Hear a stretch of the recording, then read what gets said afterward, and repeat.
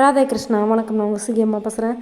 சிவபெருமானின் 64 திருவிளையாடல்களில் தினம் ஒரு திருவிளையாடலாக பார்த்துக்கிட்டு வரோம். அந்த வரிசையில் இன்றைக்கி 8வது திருவிளையாடல் அன்னக்குழியும் வையையும் அழைத்த படலம் பற்றி பார்க்க போகிறோம்.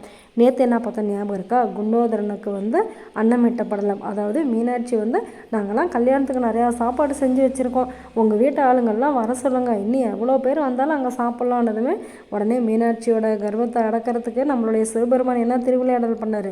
குண்டோதரனை அனுப்பி நீ போய் சாப்பிடு அப்படின்னாங்க. குண்டோதரன் உள்ளார போனது தான் தெரியும், அங்கே இருக்கிற மளிகை சாமானை உட்பட எல்லாத்தையுமே சாப்பிட்டு இன்னும் பசிக்குது அப்படி அங்கே இருக்கிற பாத்திரத்தெல்லாம் தூக்கி போடுறாங்க. மடப்பள்ளியில் இருக்கிற சமையல்காரங்களாம் பயந்துக்கிறாங்க.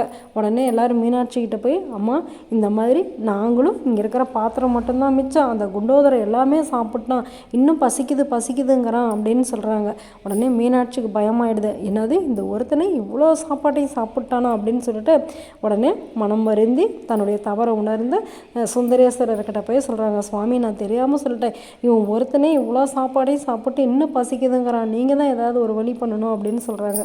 உடனே சுந்தரேஸ்வரர் என்ன பண்ணுறாரு, சரி அமைதியாக இரு, நான் இதுக்கு ஒரு வழி பண்ணுறேன் அப்படின்னு சொல்லிட்டு குண்டோதரனை கூப்பிட்டு அங்கே ஒரு 4 குழிகளை ஏற்பாடு பண்ணுறாரு. அந்த 4 குழிகளிலையுமே பால் சோறு, தயிர் சோறு அப்படின்னு சொல்லிட்டு ஒவ்வொரு அன்னங்களாக வைக்கிறாங்க. ஒருவேளை இந்த சித்திரை அன்னம், நம்ம சித்திரை மாதம் சாப்பிட்றோம்ல, இந்த கலவை சாப்பாடு, தயிர் சோறு, புளி சோறு, எலுமிச்சை சாதம் அப்படின்னு சொல்லிட்டு அதெல்லாம் இப்படி தான் உருவாகி இருக்கும் போல இருக்குது. அந்த மாதிரி 4 குழிகள்லையுமே சாப்பாடு வச்சுட்டு நீ இதை சாப்பிடு அப்படின்னு சொல்லி சிவபெருமான் சொல்கிறாரு. உடனே குண்டோதரனை என்ன பண்ணுறாங்க, அந்த சாப்பாட்டை எடுத்து சாப்பிட அவருக்கு வயிறே ரொம்ப போயிடுது. சாப்பிட்ட உடனே என்ன வேணும், தண்ணி வேணும். தண்ணி தாக எடுக்குது அப்படின்னு சொல்லிட்டு குண்டோதரன் அந்த மதுரையில் இருக்கிற 6 குளத்தில் இருக்கிற எல்லா தண்ணியுமே குடிச்சிடுற. அப்படி மதுரையில் எங்கேயும் தண்ணியே இல்லை. மறுபடியும் நம்மளுடைய மீனாட்சிக்கு கவலையாக போயிடுச்சு.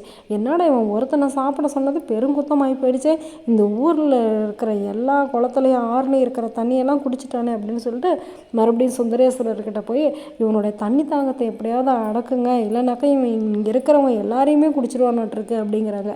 உடனே சிவபெருமான் என்ன பண்ணுறாரு, அவர் தான் தலைமையிலேயே கங்கையை வச்சுருக்காரு.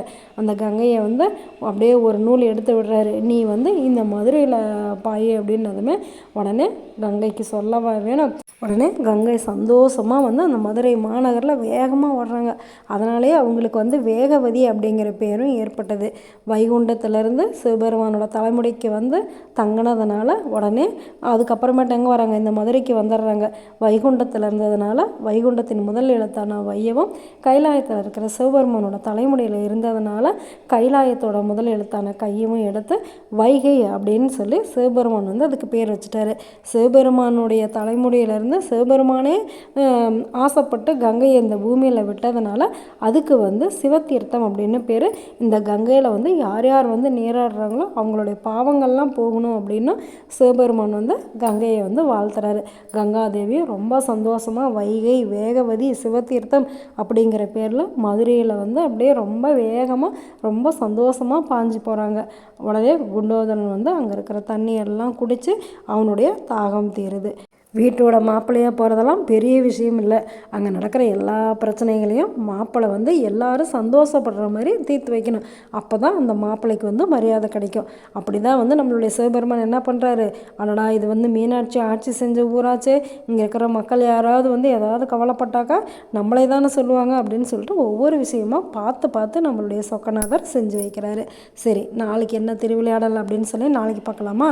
நல்லது நினைப்போம், நல்லதே நடக்கும், ஆனந்தமாக இருப்போம். ஓகே, பாய். ராதே கிருஷ்ணா.